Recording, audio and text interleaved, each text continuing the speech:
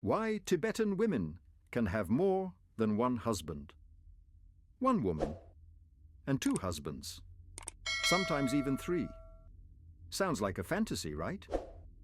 But this isn't a story from a movie. It's real life in the mountains of Tibet. High in the Himalayas, life is not easy. The air is thin, the winters are long, and every piece of land is precious. In this harsh world, people had to find their own way to survive. And so, centuries ago, they made a decision that shocks most outsiders. Brothers would share one wife, one woman, several husbands. This ancient practice is called polyandry, and it still exists today in some remote Tibetan villages. You might wonder, why would anyone live like this? The answer is simple: survival. The land here is limited. If every son took his own wife and built his own home, the family's land would be divided into tiny pieces. Nobody would have enough to live on, so instead the brothers stay together, share one wife, and keep their family's land and livestock united. To them, this isn't strange. It's logical.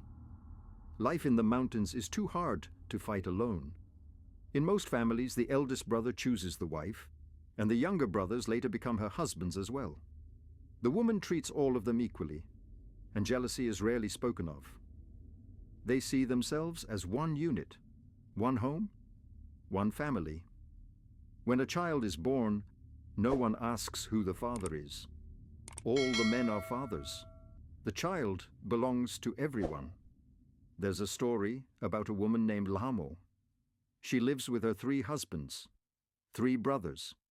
Each day, one takes the yaks to the mountains, another works in the fields, and the third looks after the home. Lhamo cooks, tends to the animals, and keeps peace in the family. When asked how she feels about it, she simply says, "There is no jealousy here. We survive together. Alone, none of us could live in these mountains." Her words hold a quiet truth.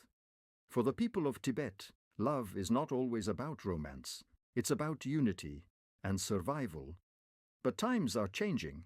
Many young Tibetans now move to the cities. They choose modern life, one man, one woman. Polyandry is slowly disappearing. But deep in the Himalayas, far from the noise of the world, it still survives. To outsiders, it may seem strange, even wrong. But to them, it's balance. It's a way to live in peace with the mountains, with nature, and with each other. One woman, several husbands, not out of desire, but out of necessity. This is how they've endured for centuries, because sometimes what seems most unusual to us is exactly what keeps a people alive. One woman, several husbands. Could you live like that?